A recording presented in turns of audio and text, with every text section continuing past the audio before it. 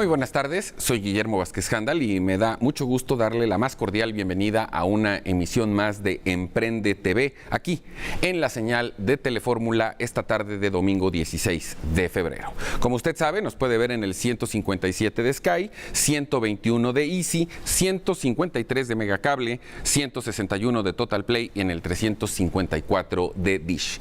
En Telefórmula Estados Unidos y Canadá a través de Xfinity Latino y Latino View y por supuesto en nuestro sitio web www.radioformula.com.mx. Esta tarde me da muchísimo gusto compartir esta mesa como todos los domingos con Karen Camacho, que además hay que decirlo, en el programa pasado, apenas el segundo, nos fue muy bien en la interacción. Así es. Vamos a hablar de las pensiones, que es un tema que independientemente de todas las dudas que hay alrededor, me decías que te comentaban mucho en las redes, en esta interacción, pues esta sensación de que las pensiones altas solo son para la gente que gana mucho dinero. En fin, es un tema muy amplio y quién mejor que Karen Camacho para que nos explique. Muchas gracias, Guillermo. Así es, en efecto, hubo mucha interacción, hubo muchas dudas. Lo cual le agradecemos mucho al auditorio. Sí. Y estamos para servirles y sigan mandando todas las dudas, todo lo que quieran saber. Vamos a estarlo tocando en estos domingos, ¿vale? Y en efecto, algo que era recurrente era que la gente decía, ok, a propósito del criterio de la Corte, que es para las pensiones altas, pues esto solamente toca a las personas que ganan mucho dinero, a las personas ricas, etcétera, ¿no? Bueno, eso por una parte sí, las personas que tienen un sueldo alto tienen aspiraciones a tener una pensión alta, pero no necesariamente es la regla, Guillermo. ¿Por qué? Porque vamos a explicar ahorita cuáles son los tres elementos que tienen que ver con una pensión para que entendamos que realmente está al alcance de más personas de las que creen. Entonces, partamos de determinar cuáles son estos tres elementos. Uno de ellos, sin duda, son las semanas de cotización. Las semanas de cotización son uno de los elementos, yo me atrevería a decir que es el elemento más importante. Incluso más que cuánto ganan las personas en los últimos años o en toda la vida, las semanas de cotización lo son todo, porque legalmente esto es algo que no se puede modificar. Uno no puede regresar el tiempo, entonces con lo que cotizas es con lo que te vas a ir. No así el segundo elemento. El segundo elemento es cuánto ganamos, pero solo en los últimos 5 años. Esto hay que recalcarlo, Guillermo, porque hay muchísimos casos de muchas personas que tenían sueldos altos o que ante el IMSS no estaban ganando precisamente esa cantidad, o que fueron empresarios que tuvieron en sus momentos de directores de cotizar sueldos altos, pero en sus últimos 5 años deciden poner su empresa y para efectos fiscales pues se bajaron el sueldo, ¿no? Entonces esto les afecta gravemente. ¿Por qué? Porque en el IMSS o en todo caso a la inversa, en los últimos 5 años te pones un sueldo muy alto y... Eso sería lo ideal. Y justamente eso que acabas de decir, ahí es donde se centra la estrategia de pensión que vamos a desarrollar un poquito más adelante, para entender primero lo básico. Entonces, eso es lo importante, que los últimos 5 años ganes la cantidad que realmente estás ganando o que busques ganar mayor posible. Más, lo mayor posible, ¿vale? Entonces, ese va a ser nuestro segundo elemento, pero insisto, solo los últimos 5 años. Ok, y un tercer factor son la edad, ¿no? Los años que la persona tenga al momento de cotizar, ese será el elemento importante para determinar con qué porcentaje se va a ir. No todas las personas se van a ir con el 100% de su pensión. Si una persona se pensiona de los 60 años a los 64 años de edad, se va por una pensión que se llama pensión por cesantía. Entonces, ¿por qué se llama cesantía? No porque sea hayan corrido. Los 60. No, bueno, porque cesas de cotizar antes de lo que se supone que podrías dejar de trabajar. Lo ideal para nuestro gobierno todavía hoy, había un rumor por ahí de que a los 68 años, hoy todavía la legislación nos sigue diciendo a los 65 años. Entonces, para nuestro gobierno, para nuestra legislación, a los 65 años es lo ideal y solo a los 65 años te van a dar el 100%. Si uno se va antes de ese periodo, entonces nos van a dar solo un porcentaje. ¿Qué porcentaje? Bueno, si las personas se van a los 60 años, se irán con el 75% de lo que les corresponda de pensión. Si se van a los 61 años, se irán con el 80%, a los 63 años, entonces con el 85, a los 64, exactamente, va aumentando de 5 en 5% hasta que a los 65 años es el 100%. El tope. Así es. Entonces, hay que considerar estos tres elementos. Ya que tenemos estos tres elementos, todas las personas que están en ese periodo, lo que tienen que hacer en ese periodo previo a cotizar, tendrían que hacer cuentas de que cuántas semanas tengo, para que eso nos dé un margen. Ahora, la ley nos pide 500 semanas, Guillermo, pero no es lo ideal. Entre más semanas tengamos, es muchísimo mejor. Te voy a poner un ejemplo. O sea, 500 sería un mínimo, por decir. Exactamente. Pero entre más semanas tengamos, es muchísimo mejor. Por eso las semanas se tienen que cuidar como oro, como un tesoro, porque lo son. Ahorita vamos a ver por qué. Vamos a poner un ejemplo para que entendamos cómo estos tres elementos pueden darnos lugar a un monto de pensión. Entonces, si una persona, vamos a irnos con los básicos, si una persona tiene 500 semanas de cotización, que son 10 años cotizados. Un poquito menos de 10 años, ¿no? Exactamente. Entonces, con esos años cotizados y con un monto de pensión, vamos a poner 30,000 pesos, ¿no? Que ganara en sus últimos 5 años y que se fuera a pensionar a los 60 años. Una persona en esos elementos, con esos elementos, estamos hablando que la pensión que recibiría sería, ganando 30,000 en sus últimos 5 años, la pensión que recibiría sería como de 8,000 pesos. O sea, es muy bajita con respecto a a lo que él ganaba, ¿no? Incluso si en el mismo caso esta persona ganara la pensión máxima que explicábamos la semana pasada, una pensión topada, es ese máximo que te autoriza el IMSS que puedes ganar, para efectos del IMSS, lo máximo que te puedo otorgar. Entonces, si una persona ganara 67,000 pesos en sus últimos 5 años y con las mismas 500 semanas, la pensión sería exactamente de la misma cantidad, 8,000 pesos. 8,000, perdón. A los 60, 8,000 pesos. O sea, aquí, ¿por qué no se eleva si en un caso ganaba 30 y en otro ganaba 67? Por las semanas. Las semanas cotizadas lo son todo. ¿Qué pasaría si esta persona, en lugar de tener ese número de semanas, tuviera 2,300 semanas cotizadas, que tenemos casos como esos? Bueno, entonces la pensión, estamos hablando, hay que ver otros factores, pero en términos generales estaríamos hablando de una pensión de por lo menos 55,000 pesos para el que ganaba los 67,000 pesos, y en el caso del que ganaba 30,000, por lo menos de 25,000 pesos. ¿Ves cómo las semanas son el factor determinante? Totalmente. Entonces, no es cuánto, sí, o sea, sí importa cuánto gane en mis últimos 5 años, pero sobre todo va a importar las semanas cotizadas. Hay por ahí gente que nos estuvo escribiendo que tiene la idea de que con que tengan el salario máximo al final, y aunque tengan solamente el mínimo de las 500 semanas cotizadas, van a tener una pensión de 60,000 pesos. No es cierto. No. ¿Por qué? Porque no tienen las semanas suficientes. Las semanas tienen que ver con un incremento que el IMSS va dando. Entonces, si este incremento si no tenemos este incremento, por más que tengamos la cantidad para aplicarlo, no se va a dar una pensión alta. ¿Ok? Entonces, bueno, luego de haber tenido estos elementos, vale la pena decirles a la gente que nos está viendo un tip. Cuando tenemos la edad a punto de retirarnos, uno de los tips que nosotros les comentamos a nuestros clientes en consultoría es: para efectos de pensión ante el IMSS, cuando tenemos 6 meses, un día más de nuestra edad, es como si tuviéramos el siguiente rango de edad. Por lo tanto, acordémonos de esta tablita que les mencioné, en la que a los 60 te vas con determinada cantidad, etcétera. Entonces, vamos a ver que si una persona se quiere ir con mayor monto de pensión, pues que se espere 6 meses más, 6 meses, un día más de su edad, y se va a ir con un poquito más, ¿ok? Entonces, esos son los 3 elementos a partir de los cuales, exactamente, vamos a ver cómo podemos hacer una estrategia. De entrada les puedo decir, en las semanas de cotización, como ya lo dije, no hay forma jurídica legal de que podamos modificar esto. Quienes les dicen que inyecten semanas, eso es ilegal y se les va a caer. Eso no se los recomendamos para nada. Entonces, nuestra estrategia se va a centrar en lo que tú decías, en cuánto ganamos en nuestros últimos 5 años, ¿vale? Y esta parte, pues, es donde vamos a desarrollar toda la estrategia, ¿ok?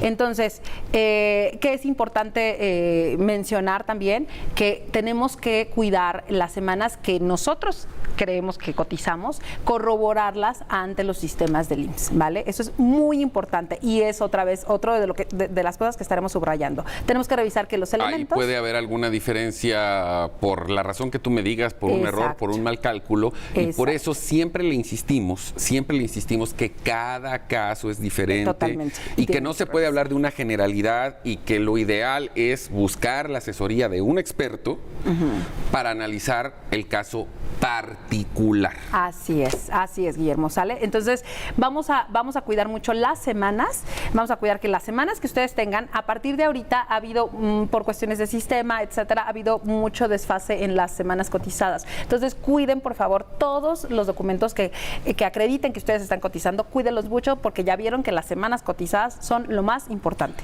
Vamos a ir a un corte, no tardamos nada, estamos de vuelta en segundos aquí en Emprende TV, en Telefórmula. Vamos a seguir platicando con Karen Camacho sobre este importantísimo asunto de las pensiones y, por supuesto, para que usted tenga la mejor información disponible. No tardamos.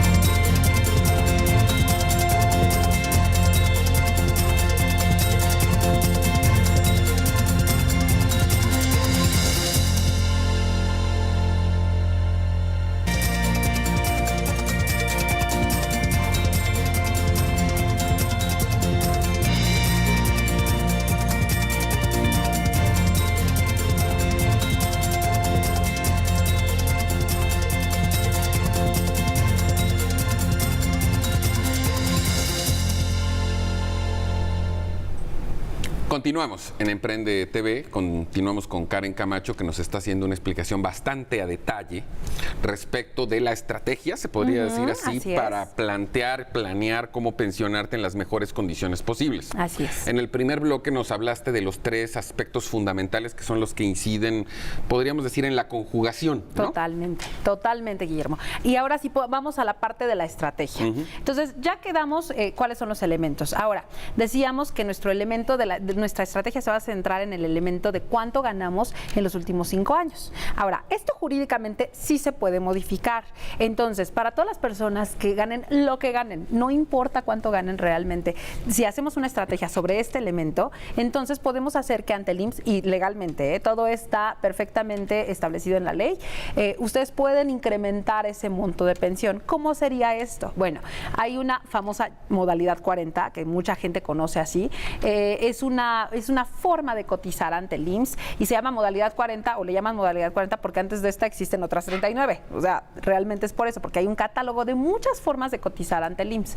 Entonces, esta que es muy famosa y que la gente de pronto acude a ella sin tener como mayores elementos, yo les diría, a ver, tengan cuidado. Por eso explicamos en el bloque pasado a quién sí le conviene hacer una estrategia de pensión. Entonces, si ustedes tienen prácticamente 500 semanas cotizadas, ¿no? El básico, y quieren hacer una estrategia, yo les diría, tenemos que evaluar antes a ver si realmente les va a convenir en costo-beneficio. Al final de cuentas, esta sección de lo que se trata es de que financieramente hagamos cosas inteligentes, de que hagamos crecer nuestro dinero y, bueno, sacarle todo el provecho, pero siempre y cuando haya elementos para, ¿no? Entonces, si ustedes tienen 500 semanas cotizadas, yo les diría, hay que evaluarlo, hay que hacer una consultoría, hay que platicar, revisar los datos para ver si les conviene o no. Si ustedes rebasan las 1000 semanas cotizadas, 1500 semanas, por supuesto que lo tienen que hacer, ¿no? Porque es un derecho al que ustedes tienen. Entonces, ese derecho está, hay que decirlo, que está establecido en la nueva ley. Ahorita que se habla mucho de esta vieja ley y la nueva ley, este es un derecho que está establecido en la nueva ley. Por eso es que hoy en día pueden seguir la gente yendo al IMSS y hacer este tipo de estrategias. Bueno, entonces, ¿cómo funciona esta modalidad 40? Uno se puede dar de alta ante el IMSS con el salario que uno quiera ganar, ¿no? ¿Cuánto tiene que aportar de eso? Bueno, tiene que aportar el 10.075% de lo que quiera ganar. Entonces, en ese sentido, si yo quiero ganar, Guillermo, 60,000, 60,000, 6,000. Exactamente. Si quiero ganar 50,000, entonces 5,000, etcétera. La modalidad 40 uno la puede dar de alta a partir del monto que sus finanzas lo consideren. Lo ideal es que sean, obviamente, aprovechar este beneficio y que sea el máximo monto que el IMSS te da. Entonces, bueno, decíamos que por cuánto tiempo se puede hacer esta estrategia. Lo ideal es que si van a hacerlo con fines de generar mayor monto en sus últimos 5 años, pues obviamente que la hagan solamente en los últimos 5 años. No tiene caso que la hagan antes para efectos de esto. Ahora, ¿qué beneficios va a dar la modalidad 40? La modalidad 40 les da los beneficios de que todo el tiempo que ustedes aporten, eso se va a convertir en semanas de cotización, ¿vale? Y entonces ahí vamos avanzando sobre el otro elemento que habíamos dicho, las semanas de cotización. Eso nos va a dar un incremento. Ahora, de todo lo que ustedes aporten en esos 5 años, si decíamos si eran 6,000, si son 6,500, lo que aporten de acuerdo a lo que quieran ganar, entonces una parte se va a ir a su rubro de Afore. Realmente es una gran inversión. O sea, si lo viéramos financieramente hablando y estrictamente con números, creo que es el mejor negocio al que uno le puede apostar. ¿Por qué? Porque realmente estás aportando en algo que en lo que vas a recuperar, normalmente se recupera el dinero aportado en un año, no más, y realmente de ese dinero te dan, aparte de lo que vas a recibir de tu pensión, inmediatamente que te pensionas en una sola exhibición en la Afore te van a dar un monto importante. Entonces es un gran negocio, pero decíamos, no es para todos, hay que evaluar muchas cuestiones. Ahora, no es nada más entrar a la modalidad 40 así como así, ¿no? De, yo dejé de cotizar hace mucho tiempo, pero ya esto en mis últimos 5 años me voy a inscribir. No, hay que cumplir con requisitos. Uno de esos requisitos, que es uno de los que subrayamos más, es que la gente tiene que haber cotizado, o bueno, tiene que estar en un periodo de conservación de derechos. Es decir, tenemos que tener un periodo no muy largo cotizado previo a realizar nuestra modalidad 40.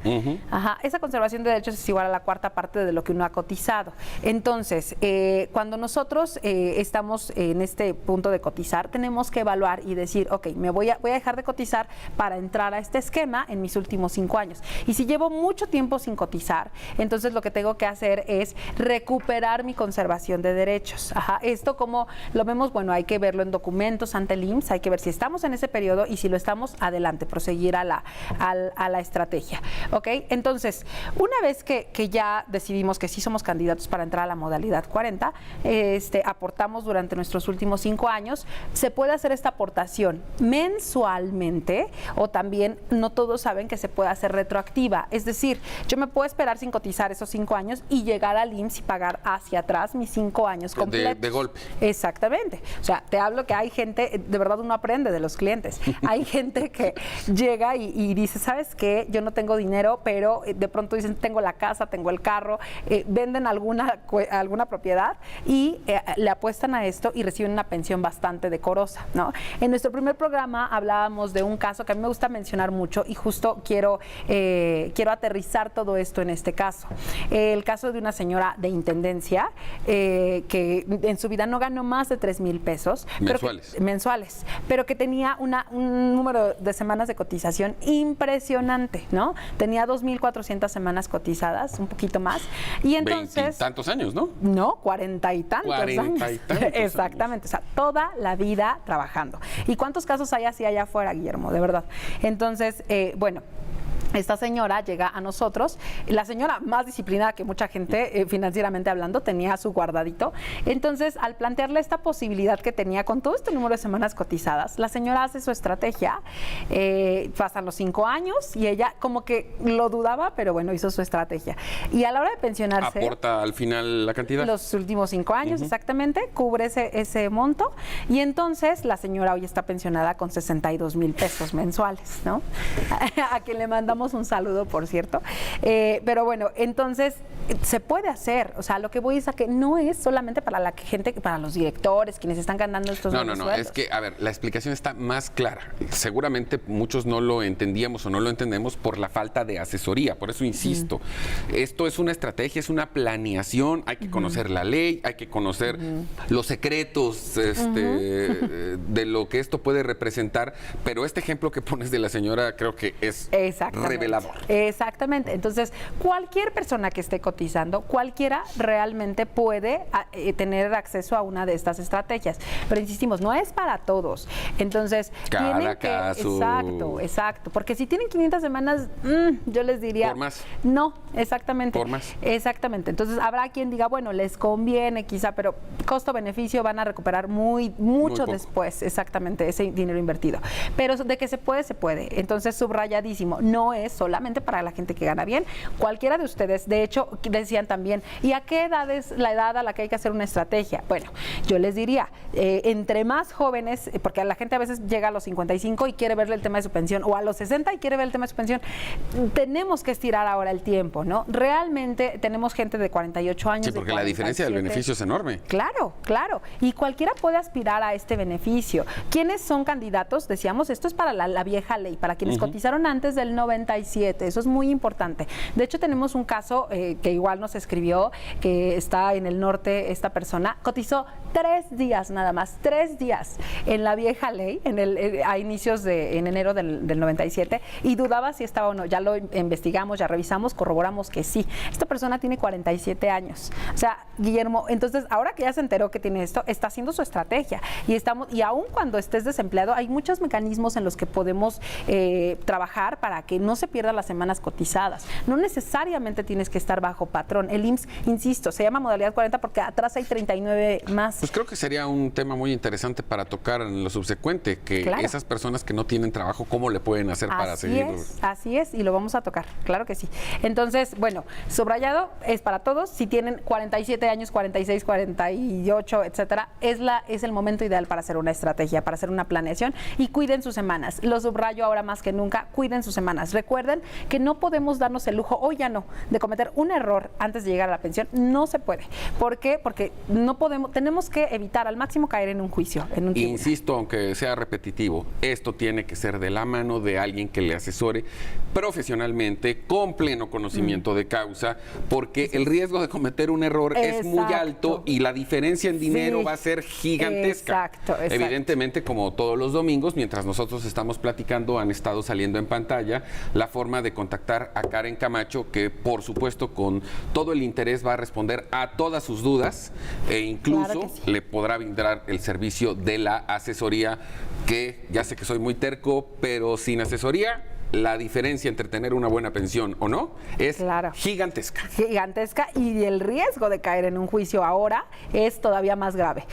Entonces hay que tener mucho cuidado. Pues muy bien, Karen, muchísimas gracias. Nos vemos aquí el próximo domingo. Claro que sí. No se vaya, yo continúo aquí en Emprende TV.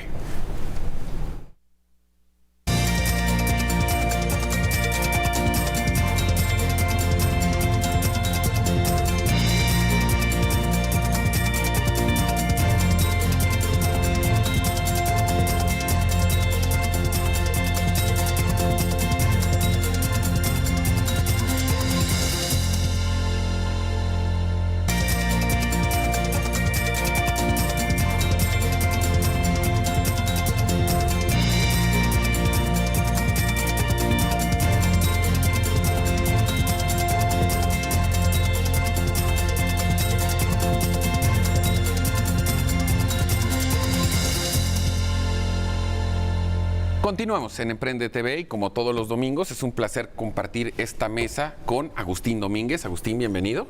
Mucho gusto. Que no es Navidad, pero hoy vienes muy generoso.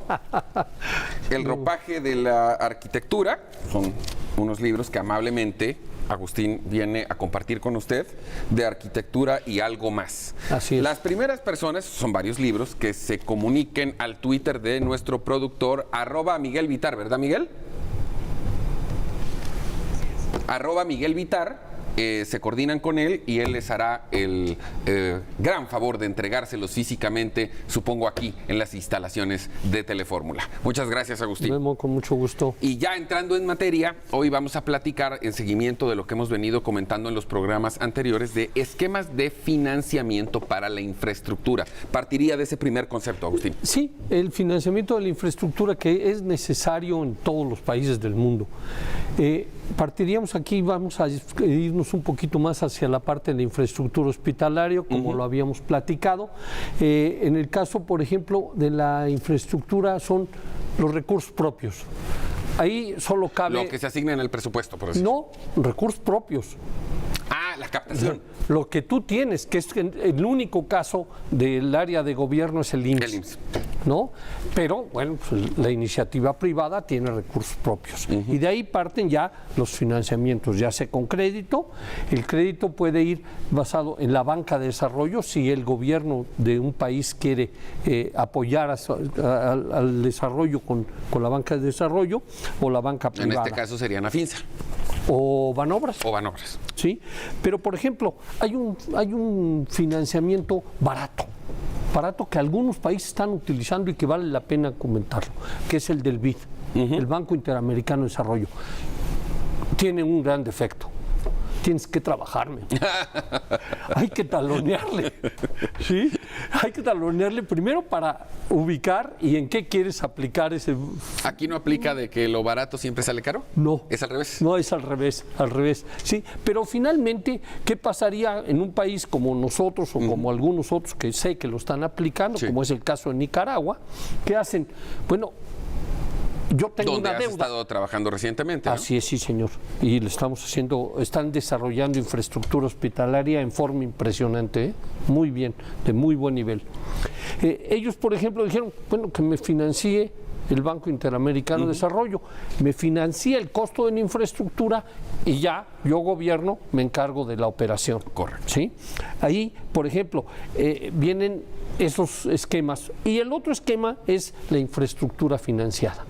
Un gobierno decide proyectos que son necesarios hacerlos financiados con la iniciativa privada. Servicios con bata gris, servicios con bata blanca, ¿esto en español quiere decir? Bueno, en el caso de un hospital, por ejemplo, en México lo que se ha estado licitando es los servicios de bata gris, todo lo que son los servicios subrogables, que es limpieza, mantenimiento, el servicio del hospital. ¿Y qué pasa? Las dependencias lo que hacen es decir, yo mando a mis médicos, a mis enfermeras, a mis técnicos, a la parte que yo le tengo confianza y que tengo ese personal. Entonces, ¿qué es lo que pasa? Bueno, tú pagas esa infraestructura en 25 años de un contrato de servicios que le permite al desarrollador decir, yo voy a dar un servicio 25 años, bueno, pues me hago de un muy buen equipo, me hago de muy buen servicio para darlo, porque si fallo tantito, tu dependencia me cobras. Y recibo menos, entonces yo no puedo dejarlo eso. Y hay espacios donde ya incluso hay algunas dependencias de algunos gobiernos que sí están actuando ya incluyendo la bata blanca. Qué importante sería eso. Darías la certeza del servicio. Ahorita, por ejemplo, en el caso de México, y hablan mucho de eso, es que los APPs no funcionan. Los APP son asociación público-privada. No funcionan. Pues sí, no funcionan en un sentido muy estricto porque cuando terminas el hospital e inicias a dar los servicios de bata gris, los tienes aquí, pero si tú no tienes médicos para dar el servicio médico... No tiene sentido. ¿Quién va a dar el servicio? ¿Sí? Entonces, los hospitales trabajan al 20, al 30, al 40%. Por eso es que dicen que no funcionan. No. Sin embargo, si tú tuvieras el servicio de bata blanca, funcionaría de maravilla. Por ejemplo, mira, habría un esquema en el caso de las ciudades ahora con el INSABI, que contraten quien haga unidades de medicina. Es la consulta más barata. Pero ya el desarrollador puede dar una consulta más barata, y esta es novedad editorial, pero sí puedes dar una consulta y el gobierno pagaría por el número de consultas. Qué importante sería que ahora el que le firma al doctor es el paciente. ¿Sí? A ver, yo sí, el doctor tiene que comprobar el número me atendió, y ahí recibes una lana. Y ya luego él cobra. Qué bárbaro, bajas la corrupción, limitas muchas cosas, ¿no? Y lo mismo, tú tienes una farmacia ahí concesionada, entonces la farmacia tiene las medicinas y las entrega contra la receta médica y funcionaría de muy buen espacio, te ahorrarías el dinero y podrías dar los servicios, sobre todo el primer nivel. ¿sí? El primer nivel que el cuate dice es que me siento mal y no sé si voy a ir al hospital. Y llegas al hospital y por una gripa ocupas el posible espacio de una gente que deberías tener, ¿no? No, y además el tiempo que eso implica cuando no hay el personal suficiente para atender a la gente. Claro, claro. Y sobre todo, tienes también que, por ejemplo, un médico en el ISSSTE, en el Seguro Social o en la Secretaría de Salud, tiene sus horas de trabajo y tiene su número de consultas sindicalmente hablando, ¿sí? Si tú lo subrogas, la verdad es que la cobertura se amplía. Ampliarías enormemente, le darías el espacio a médicos que están saliendo apenas y que le van a tener la oportunidad en un turno siguiente de llevar su especialidad. Pero ahora, la pregunta sería, por una cuestión de lógica, si así como lo planteas, subrogando los servicios sería el escenario ideal, ¿por qué no se ha planteado que esto fuera universal en este país? Porque los sindicatos nos cuelgan. Los sindicatos dicen, no, espérame, yo no puedo perder mi gente. ¿Sí? Y entonces el sindicato del ISSSTE dice, no, espérame, yo tengo que tener la limpieza.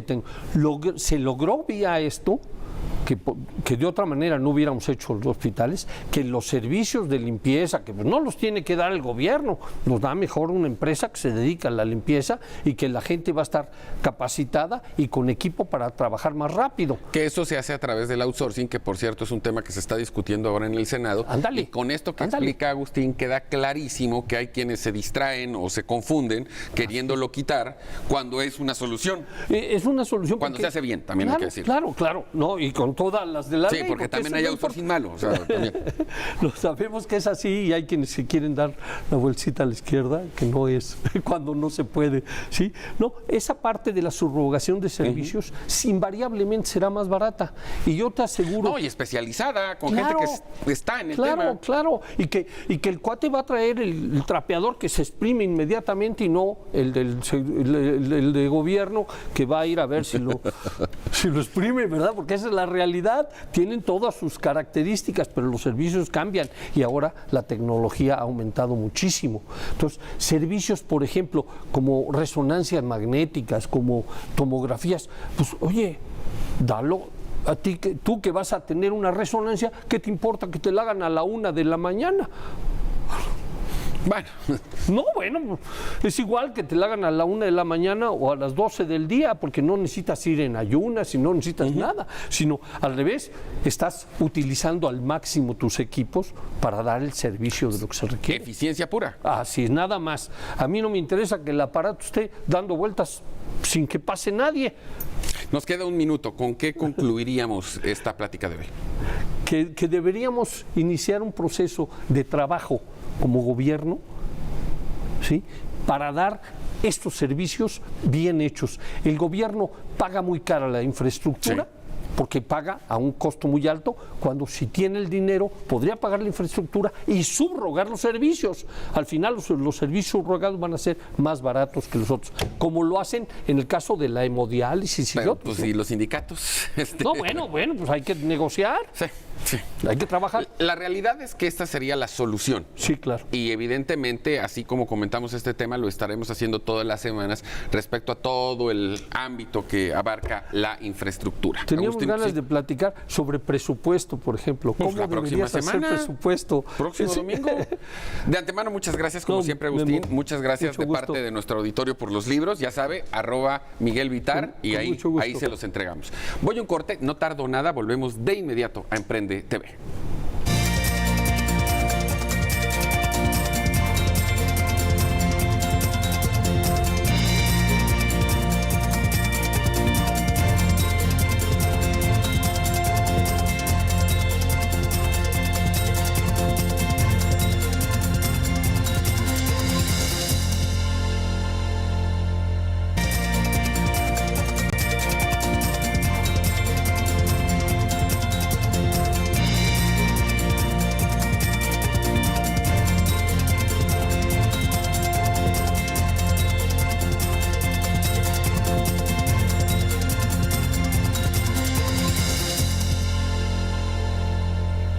Continuamos en Emprende TV aquí en Telefórmula, como todos los domingos. Para mí es un verdadero placer compartir esta mesa con Gabriel Beltrán. Gabriel, bienvenido. Guillermo, como siempre, muchísimas gracias. Gracias a toda la audiencia por estar aquí con nosotros. Y hoy también nos acompaña Alejandro Bautista, que es director de inscripciones de CDIP Business School, la empresa que diriges, para platicar de educación empresarial. Así es, Memo. Me gustó muchísimo tocar este tema. Normalmente en las sesiones pasadas siempre traigo un invitado. Bueno, ahora también temas empresariales, pero dije, juntos, vamos a hablar pues, un poco más invitado. respecto. Ya sé, pero vamos a hablar un poco más respecto de casa. Al fin y al cabo, respecto a lo que hacemos en CDIP, que es un tema 100% de educación empresarial y de formación, pero tocar ese tema empresarial al día de hoy en México. Hay dos pilares muy importantes para el tema del crecimiento de la educación empresarial. Uno es el sector empresarial y el gobierno. Y en este caso, el sector empresarial, lamentablemente en México, es sumamente muy mal preparado. Me gusta remontar a datos sumamente viejitos y este dato me gustó muchísimo porque haciendo esta investigación por parte de la UNESCO, exactamente en el estudio para la educación del 21 de octubre de 1995, declaró que los sistemas educativos, exactamente, los sistemas educativos con los cuales contamos al día de hoy son culpables del desempleo. Entonces, si estos datos ya los tenemos desde hace muchísimo tiempo, la pregunta es, y para el auditorio es, ¿qué estamos esperando en la parte del gobierno si la parte empresarial no está generando los empleos que al día de hoy necesitamos para generar mayor crecimiento? Y por el otro lado me gustaría mencionar dos frases. La primera es, lo que no se sabe es lo que más cuesta dinero. Si yo como empresario desconozco respecto a un tema, ¿cómo voy a poderlo desarrollar? Y tengo que invertir en esa parte. Y la segunda es, esta parte es fundamental respecto a lo que vamos a estar tocando en esta parte, y es una inversión en conocimiento paga el mejor interés. Y esa frase la dijo Benjamin Franklin. Entonces, sí es muy importante al día de hoy tocar los temas respecto al crecimiento en la educación y cuáles son las bases para generar una mejor parte de educación en el sector empresarial. Entonces, me gustaría darle la palabra un poquito respecto a Alejandro, que es experto en el tema. Adelante, Alejandro. Bueno, lo que estamos proponiendo en CDIP es un proceso más directo en el cual el participante no solamente vaya a recibir teoría, a recibir información de parte de un profesor como tal, como se acostumbra tradicionalmente, sino que sea un proceso muy interactivo, muy concreto, práctico. No metemos grupos en nuestros planes directivos de más de 10 personas y esto permite que los participantes traigan a la mesa los problemas que les están aquejando en su propia empresa, los reales, en su propia organización, y trabajen junto con sus pares en un proceso de retroalimentación muy bueno, guiados por mentores con una calidad probada, con una trayectoria en empresas de nivel mundial. Algunos son directivos, algunos son empresarios, y la idea es que con esta guía, con esta metodología, no salgas con un diploma nada más, sino que también salgas con un caso de negocios elaborado en conjunto con otros directores y bueno, esto tenga un impacto efectivo en la empresa. Corrígeme si estoy mal. Se trata de hacer un ejercicio en el que independientemente del ramo al que te dediques y del tipo de problema, tengas una metodología y una capacidad de resolver problemas. De hecho, esa es una de las virtudes de este método, la completa apertura a que haya opiniones de gente que ya ha vivido a lo mejor en otra cancha un problema similar. Entonces tienes información complementaria que te permite salir de la ceguera de taller y enfocar un poco mejor tu visión. Eso es muy importante porque realmente al día de hoy en el sector empresarial necesitamos generar mejores habilidades empresariales. Y eso nos remonta a, comentaba exactamente la parte de Alejandro, que hoy me gustaría entrar en una parte un poco más neutra y que Alejandro hable respecto a la parte del instituto, pero sí tocar una parte más neutra, en el sentido de la educación que tenemos al día de hoy en la parte de crecimiento empresarial está sumamente mal respecto desde que inician. Desde que estamos primaria, secundaria y preparatoria, pues no tenemos una educación realmente empresarial. Incluso el dato es bastante importante. El 49%, te voy a dar el dato exactamente, el 49.7% abandona los estudios en México, en el sector universitario. Y si nos vamos a primaria, secundaria y nivel media superior, pues el nivel de deserción es sumamente alto. Entonces, eso nos lleva a que el modelo educativo que tenemos al día de hoy es un modelo educativo de hace 200 años, un modelo educativo prusiano. Y por el otro lado, al día de hoy están los nuevos modelos educativos que son modelos en línea, ¿no? Y podríamos decir, wow, si ya tengo la computadora aquí enfrente, estoy en mi casa y puedo estudiar desde mi casa, ¿por qué no han funcionado? El nivel de deserción de los programas en línea es del 90%. El doble que en el tradicional. Casi. Entonces, si en el tradicional tenemos el 49.7, que es principalmente por dos factores. Uno, por factor económico y por cuestión familiar. Entonces, en el sector, directamente en el modelo en línea, pues bueno, ¿cuáles son los factores por los cuales existen ese tipo de deserción? Entonces, la gente entra a un programa, estoy en la computadora y como no hay nadie que me siga escuchando, no estoy teniendo un acompañamiento, pues es muy fácil de que prendo la computadora, ahí está el programa, termina el programa, apago la computadora, muchísimas gracias, y al final obtengo mi certificado, ¿no? Porque al día de hoy en el sector lo que importa es el certificado y no las habilidades que tenemos. Lamentablemente en el sector empresarial nos importa de que vengan de una muy buena universidad, universidad de prestigio, a realmente si cuentan con las habilidades necesarias.